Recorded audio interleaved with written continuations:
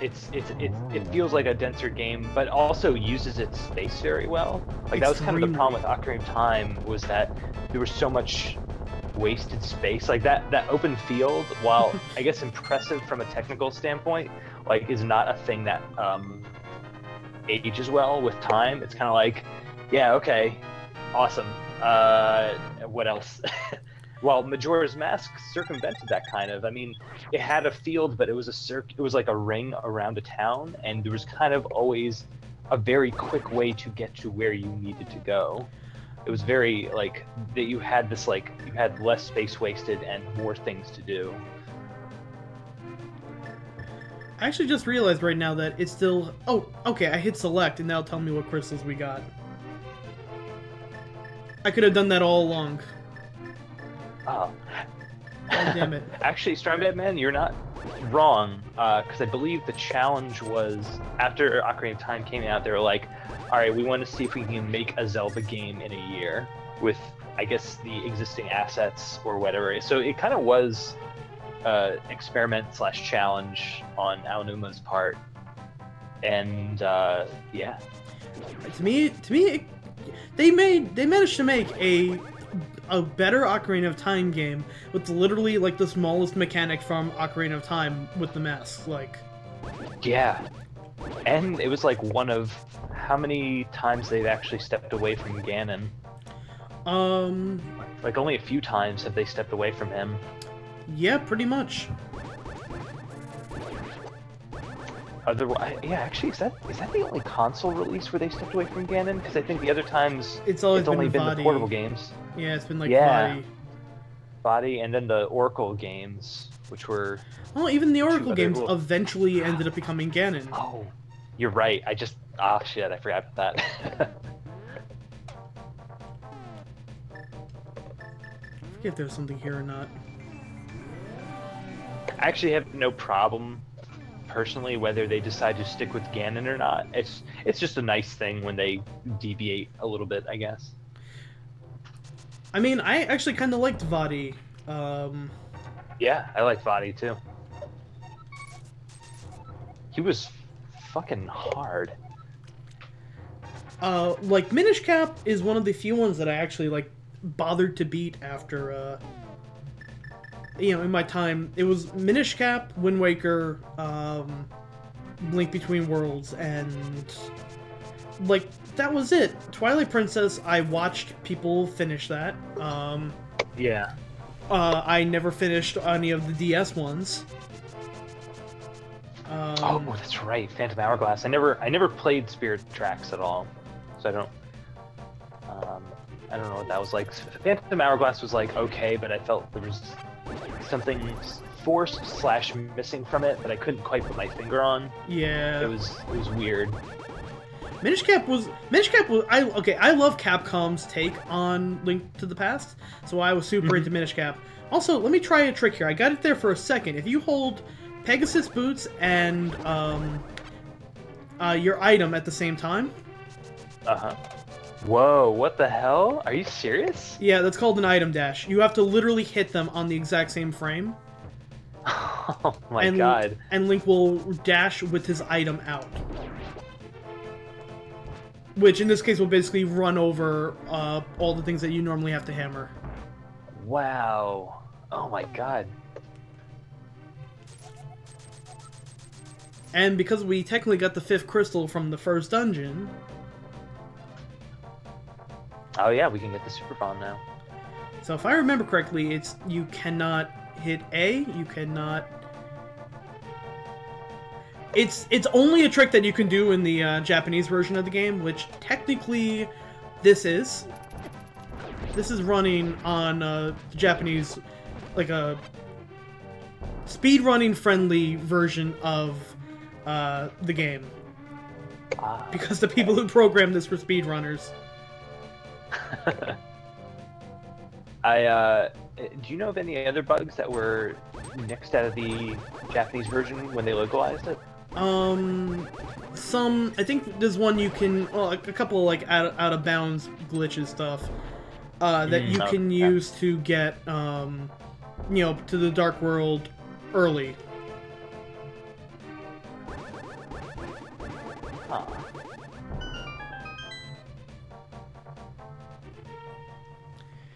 Oh yeah, they use it to break games constantly. Also, I'm gonna do myself a little favor here and just save. Oh, just in case. Just in case I do something stupid.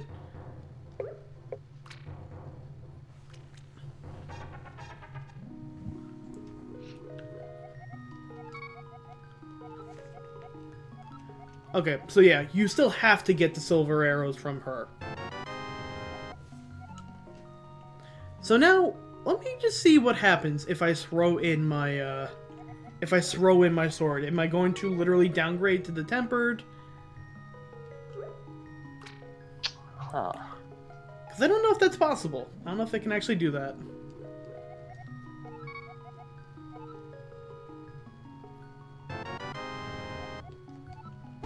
Oh no, it still gives me it still gives me that sword. Good.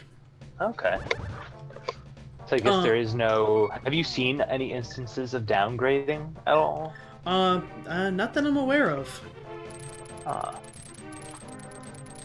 Yeah, I wonder if there's any other items I can do the item dash with. I mean, so you can technically do it with the boomerang? Yeah, like that. See if we can do it with the bug cat. Yeah, oh, I can do a running dash with the bug catcher net. That's awesome. I don't know if I can get it from that angle though. I think it has to be from the bottom side. That is cool. That comes out like a fucking Metal Gear Rising katana. Speaking of that, I'm actually downloading Mire right now as we speak. Oh, good. Yeah. That. Oh my gosh, I'm excited. That game is. Anyone who tells you that you don't have to play the original Nier to get it, they're lying. Play or watch someone play the original Nier. Oh, good. I'm glad to hear that because like I love the original Nier, and I heard about when this game takes place. Yeah. But I also heard, I think from Jay, that there's some references. Oh, there are a lot. Okay, cool. Yeah, we literally just outrun our. We can outrun our boomerang.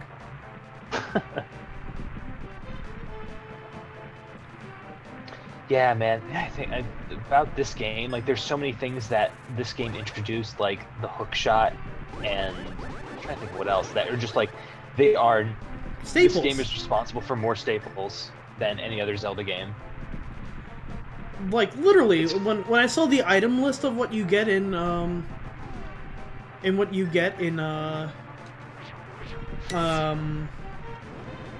fuck, Ocarina of Time. Like, yeah, it's the same thing, right? It's the same, yeah. Except less, in a weird way. Yeah.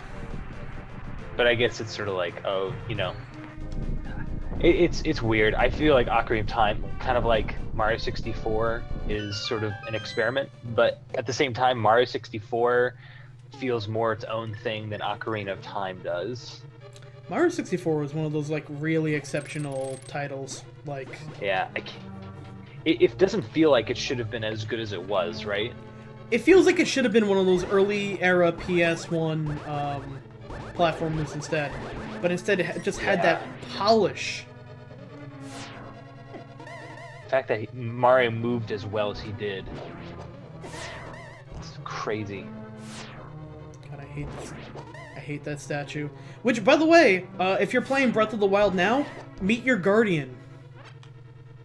Oh, is that what they kind of act like? Oh, because oh my god, I can't wait to play that game.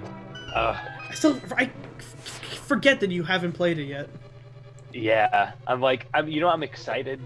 I'm excited to wait to go play it because I know there's some things. Like, actually, just before you messaged me tonight, I beat Dragon Quest VII. Yes, that's what I'm gonna have to like play as well too.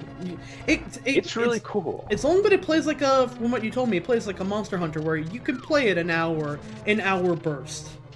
Yeah, absolutely. Because like the conceit of it is that you are basically, the game starts where you are basically you live in a fishing village, and you're on this one island, and it's the only island in the ocean in the whole world, and you and your friend discover this temple on your island that allows you to travel through time. So you go back to when the world was still whole, and you start to restore each island of the world. Like you restore the whole world map, which is why it's actually quite a long game, is because you literally go to every island and restore it. But the cool thing is each island has its own little story, so it's kind of like an episode of the day situation, or an episode of the week thing. And once you restore it, obviously it's in the present day. You can go there and things have changed, or they have stayed the same, depending. And it's kind of cool. I think it's because, I mean, as you know, Dragon Quest is very, and if anybody else here has played Dragon Quest, it's a very traditional series. Like, it is, I think you put it best, maybe, I think you said this, it's like, it doesn't overreach. Did you see that? Yeah, absolutely. Dragon Quest VIII, for those who don't know, is my favorite PlayStation 2 era RPG. For a console that defined itself by great RPGs, that one is my favorite because it's the same reason why Earthbound is my favorite RPG on the Super Nintendo when games like Chrono Trigger and Final Fantasy VI exist. Final Fantasy VI felt really bogged down to me. I know it's a great game. I know it's a phenomenal title, but it felt really bogged down to me because you had so many characters you had to manage and so many little things you had to learn, and Earthbound spent so little time focusing on shit like that and so much time focusing on its charm. Totally. And I feel like Dragon Quest VIII had the same feel to me. Totally. Like Dragon Quest VIII, like, I feel like it doesn't waste your time. You kind of know where you are going. A lot of older JRPGs, obviously, some for better or for worse, don't clue you in on what you need to do, and they are, bogging you down with a lot of things. But Earthbound is just a joy. Pretty much. Such a nice, it's just like you come to a new area and you're like, what is this magical land I'm in right now? It feels like you're on vacation. It does. Oh, totally. I mean, the fact that there are so many people who say, I hate RPGs, but I love Earthbound. Like, that should tell you really everything you need to know. Yeah.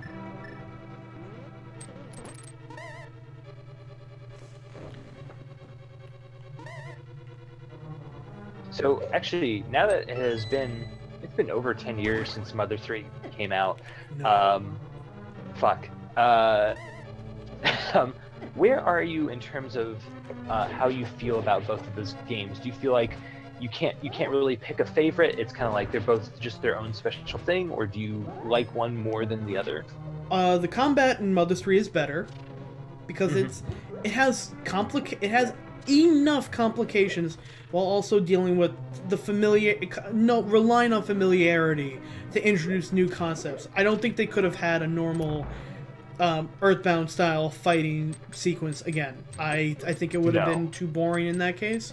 But I think that what they got, they made it work really good. I think Earthbound is the more classic title. I think it's going to be the ones I play more often. Mother 3 has a much more heartfelt story. Earthbound has a lot more classic story. Also, Earthbound has a lot going on under the hood that isn't explicitly stated. Mother 3 plays its hand pretty open. It is really actually, I think that there's really no room for interpretation with Mother 3. Mother 3 is way more of a straight story. It's very, while still being strange, it is way more straight about the goals of it, and the narrative. Oh, by the way, Strongman Man, I love Lunar. Lunar rules. Lunar and Lunar 2 are awesome. Yeah, Mother 3 is a little more draining on replays. I think I can actually sum it best up this way. When I play Earthbound, I want to replay all of Earthbound. when I replay Mother 3, I want to replay segments of Mother 3. Ah, okay. I will play the ending of Mother 3 time and time and time again. And certain other fights and certain other scenes, but it's not... I very rarely want to sit down and play the entire game from beginning to end again. Yeah.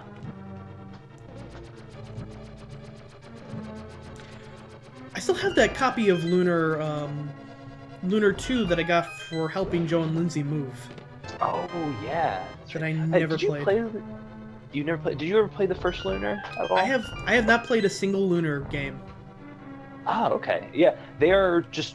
You know, I don't know how to describe them other than they're really solid RPGs where the localization happened to be like some of the best at the time because it was a 90s RPG. And you know, it's still like a 90s localization, but it's way better than most, and you know, just kind of like very recognizable characters.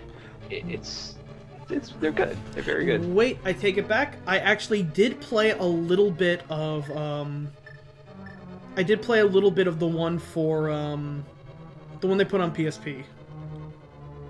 Oh yeah, that's right. That was the second remake of the first one. Yep. Yeah. Oh, okay, cool.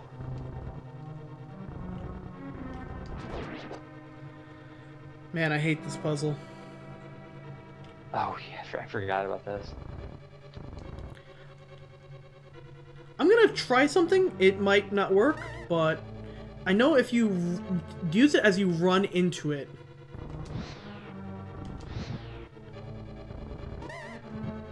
Huh. So I got it on the second one, but not the other two. Basically, you can kind of like run into the block, and as it's pushing, you can throw the fire rods through it. Oh, okay. It's like the block becomes intangible for just a moment. Yeah. So if you're speedrunning it, you don't bother setting the things up. You just push and throw through the fire, through the block. The buff and debuff system in Mother 3 is pretty damn good. And Lisa is one of the most underrated fan RPGs out there. Lisa's a really good game. What was Lisa? Lisa is basically Mother 3, but even more depressing. Oh, jeez. You play as a man named Brad, trying to... Basically, the world's gone to shit, and you're trying to save a little girl. Oh, man. It sounds a little like Mire. Yeah, actually, the comparison's not...